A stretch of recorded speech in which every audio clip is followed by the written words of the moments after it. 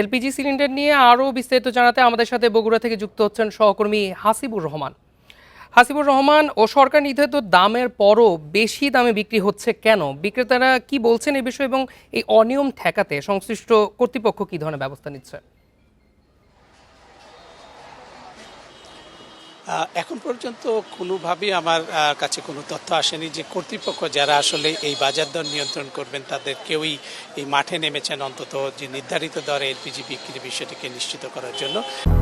200-র বেশি সার্ভিস ও ফিচারে লেনদেনের সব বিকাশ অ্যাপে সম্ভব।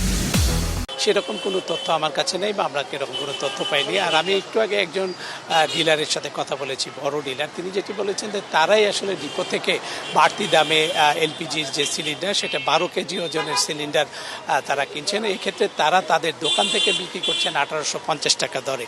আর যারা একেবারে খুচরা পর্যায়ে কেনাবেচা করছেন তাদের কাছে দর আরও কিছুটা বেশি, কোথাও 1950, কোথাও 2000, এবং আমি এমনটাও শুনেছি প্রায় 2100 টাকা পর্যন্ত খুচরা পর্যায়ে এক সিলিন্ডার গ্যাস কিনতে হয়েছে ভোক্তাদের। এই অবস্থা শুধু বগুড়া তা না, এটি উত্তরবঙ্গ জুড়েই একই রকম অবস্থায় রয়েছে, কোথাও 1920। অর্থাৎ বলা যায় যে সরকার নির্ধারিত দরে উত্তরবঙ্গের কোনো জেলাতেই আসলে এলপিজি, বিশেষ করে প্রাইভেট কোম্পানিগুলোর যে এলপিজি সেগুলো পাওয়া যাচ্ছে না।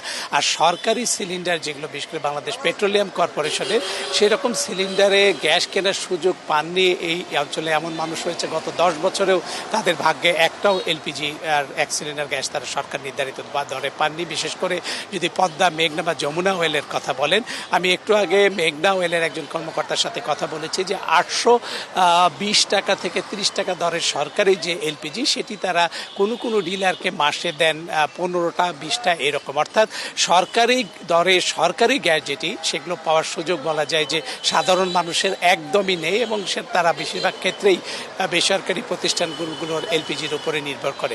শুধু বগুড়াতে আমরা খসড়া একটা হিসাব দেখেছি যে বগুড়া এবং এর আশেপাশের এলাকাগুলো, বিশেষ করে উপজেলা পর্যায়ে প্রায় 20,000-এর উপরে সিলিন্ডার আসে প্রত্যেকটি কোম্পানির। বলা যায় যে 3 থেকে 4টি কোম্পানি 20,000-এর মতো করে সিলিন্ডার তারা বগুড়া এবং এর আশেপাশের জায়গায় নিয়ে আসে। আর এখন বগুড়ার বাজারে মোট 18টি কোম্পানির এলপিজি আমরা পাচ্ছি, যেগুলো সবই বেসরকারি।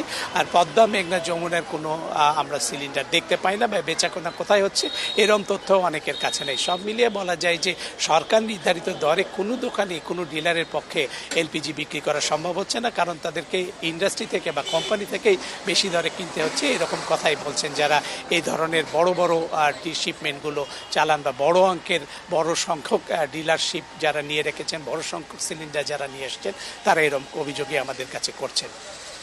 বগুড়া থেকে জানাচ্ছিলেন আমাদের সহকর্মী।